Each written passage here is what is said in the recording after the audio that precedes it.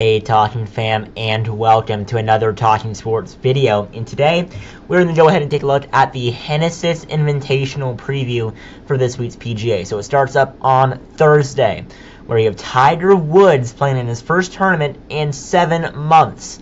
So this is pretty exciting. Take a look at what Tiger Woods can do.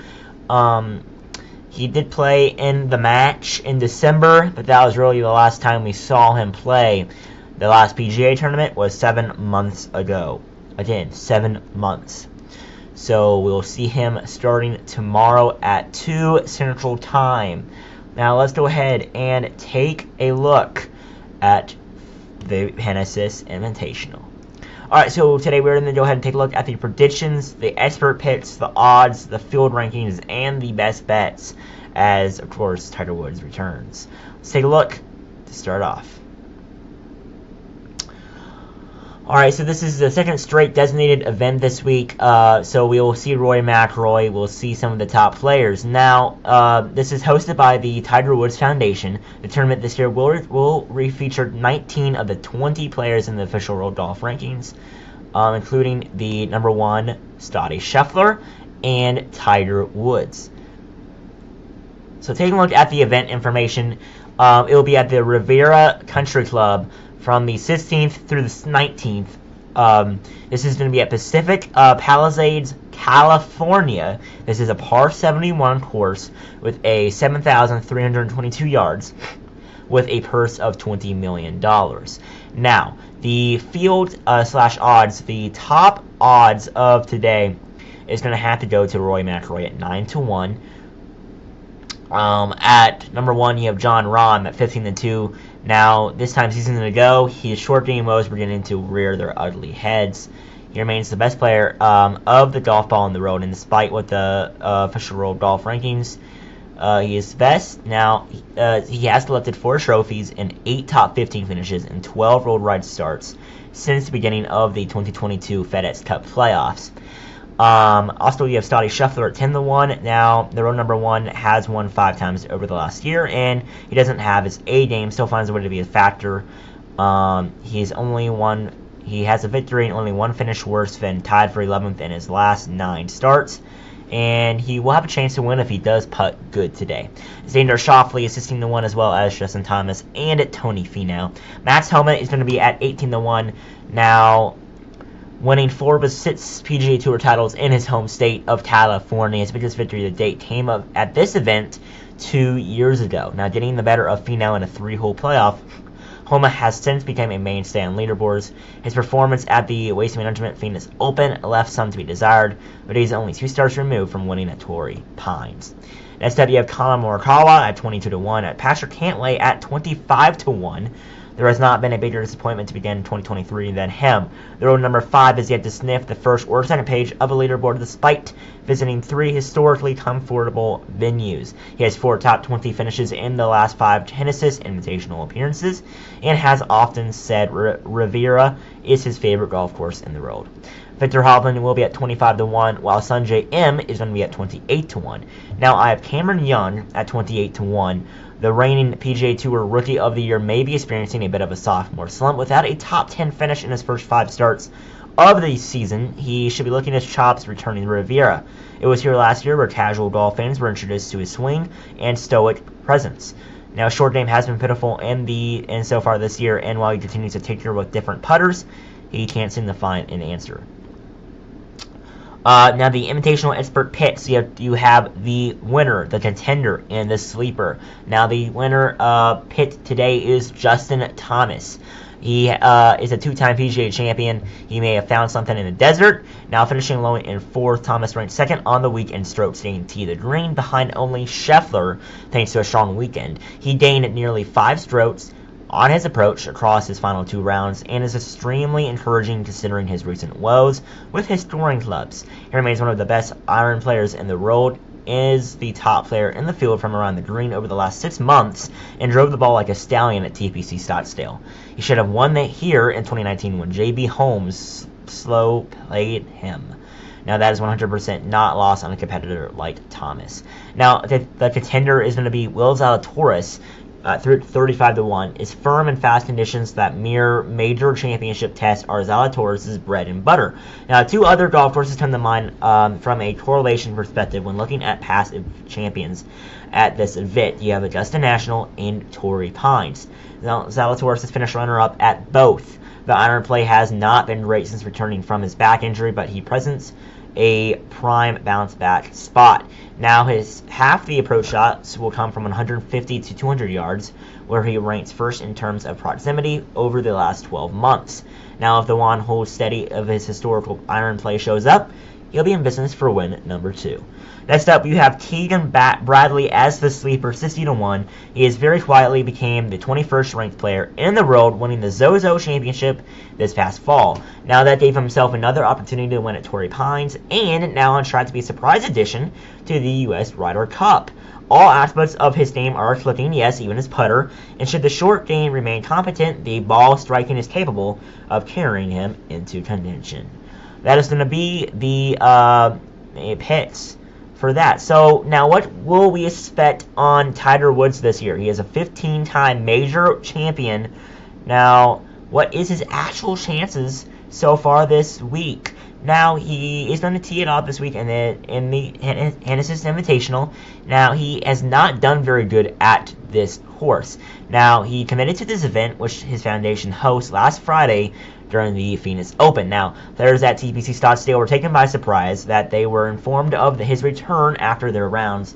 That made sense because while Woods played in 3 majors last year, he limped to the finish line. He withdrew from the Hero Road Challenge of Plantar Facilis and then looked physically stifled in appearances at the match and the PGA Championship. PNC Championship.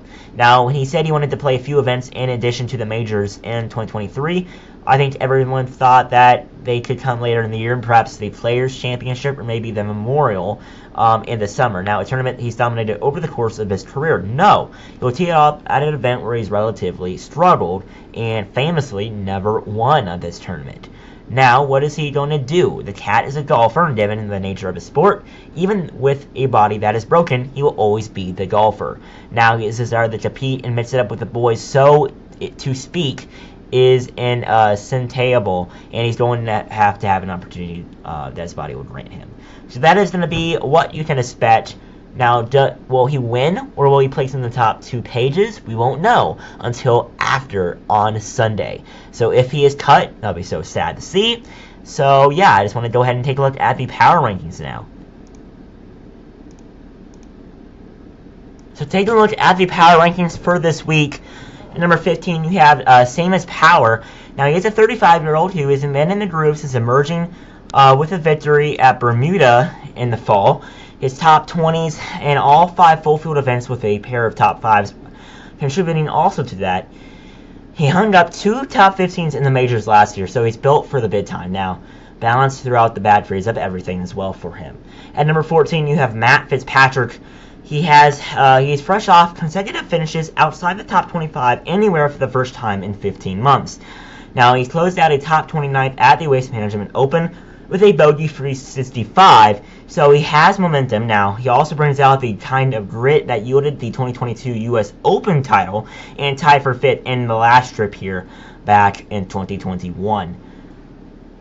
Now, at number 13, you have Adam Scott from Australia. Now, the tournament's all-time earning leader has a victory in 2020, tied for 4th at 2022, and a tied for 7th in 2019. Now, in the last 4 editions, he consistently strong form glides comfortably after the cut line just about everywhere. Now, the combination of that with his success and experience here is a threat to all. At number 12, from England, you have Justin Rose. Now, he took the week off last week after galloping through the tape for victory at Pebble. Now, the 42-year-old Englishman has been the epitome of being close for a long time, and his confidence was evident in last tournament. So the magic happens when this clubs cooperate sometimes at the rib with four top 20s since 2011. Now, at number 11, you have Justin Thomas from the United States. Now, fair to say that he was quietly 4th at TPC Scottsdale, where it almost impossible to be quietly anything. Now, Tee the Green game was strong, but about just about everything was on point for his first top 10s in a field-fold event in 8 months. Now, since 2018, all 3 of his paydays for the Riv were in top 10s. So, wow, great job. All right, number 10, you have Patrick Cantlay. He has had a quiet open to 2023, but he demands respect everywhere he competes, especially at Riviera, where he's a 5 for 5 since 2018 with a top 4 among 4 top 20s. It doesn't suck that he leads the PGA Tour in greens in regulation and par 4 scoring. He is also 3rd in par 5 scoring and bogey avoidance. At number 9, you have Victor Hovland from Norway. He has not played in. He hasn't parlayed his unofficial victory at the Hero Roll Challenge in December into a sparkling performance back in 2020 here in 2023. But he has scored par or better in all 24 rounds this season, and he's no slouch at Riviera. In 2 appearances, he's finished tied for 5th back last year, 2021, and tied for 4th last year in 2022. Now with a scoring average of 68.38. Next up at number 8, you have Colin Morikawa. Among the throng of notables upended last week, it happens every year, but he and the others will have more chances to avenge the short week. Now, in the meantime, he can flip the extra rest into a more efficient level of focus in his hometown. He also came last year with a tie for 2nd in his 3rd start of this tournament. At number 7, from Northern Ireland, you have Rory McIlroy. He opened the Waste Management Phoenix Open behind the 8 ball with a 73, so expect him to have flushed tied for 32nd by the time he strides here. All 5 cuts made in 6 appearances here are top 20s. 2 were top 5s, tied for 10th last year. Additional motivation is that he tumbled to number 2nd in the official World Golf ranking, as Scottie Scheffler passed him. At number 6, you have Jordan Spieth. Now, if his irons made the trip from last week, something special will happen because of how his greenside touch plays up here, of how well he's striking it en route to a tie for 6th at the Waste Management. Wasn't hubris. He ranked 2nd in GIR and 3rd in both proximity and shooting greens, tee to green. At number 5, you have Xander Schauffele. It is to say that cutting short this week at Coppola, his week at Coppola, due to his sore back, can't be ruled out as a smart decision. Since that mid-tournament withdrawal of his career, he's gone tied for 3rd, tied for 13th, and tied for 10th. And it'd be shocking if he's slow now. He is perfect in 5 tries here with no worse than a tie for 23rd in 2020. Now, at number 4, you have Tony Finau. There is Jon Rahm, and then there's everyone else in the all-around ranking. But Finau slots 2nd with 0 weaknesses. He's also 4th in putting, birdies are better, 10th in bogey avoidance, and inside the top 15th in par 3, par 4, and par 5 scoring. Twice runner-up at the Riviera in 2018 and 2021. At number 3, you have Scottie Scheffler. Now, it is his season, and there isn't a darn thing anyone can do. His combination of talent and humility is kind of unfair, but you will root for him anyway. He leads the tour in bogey avoidance, and he's logged progressively better results here, as well as punctuated by a tie for 7th last year. At number 2, you have Jon Rahm. He is impressive and underappreciated about his recent streak of incredible form is now he's disallowed real-time emotion from taking the wheel. If being in the zone can be sustained over months, he's proven it. Best on the tour in so many ways of measuring performance, including during the FedEx Cup. At number 1, finally, you have Mats Homa. Perhaps the best thing about how he lines up at Riviera is that he was spared the stress of contending at TPC Scottsdale with a tie for 39th. He won in come from behind fashion in his first start at Torrey Pines and has 2 wins on the year. Also a former winner here in 2021 where he's arguably most comfortable. Now, among the notables reviewed in Golf Bet Insider, you have Sam Burns, Hideki Matsuyama, Sun J.M., and Will Zalatoris are also in the notable mentions. Now, Woods hosts the Genesis Invitational, but he's also his client. This is his 15th career appearance and 372nd PGA Tour start, the first 14 of which were as an amateur. No one will ever be able to take away from Rivera that this is the site of his debut on the PGA Tour back in 1992, but famously, he has not won. He has been twice a runner-up, but not in this century.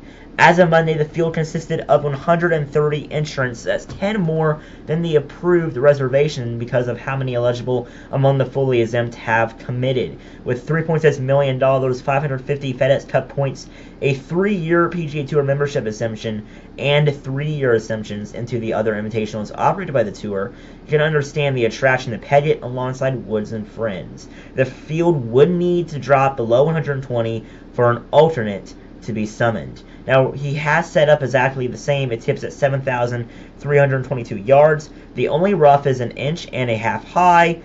None of the Kikayu that bankers everything but the greens is overseeded, and the Poa putting surfaces are governed to touch 12.5 feet on the stimp meter.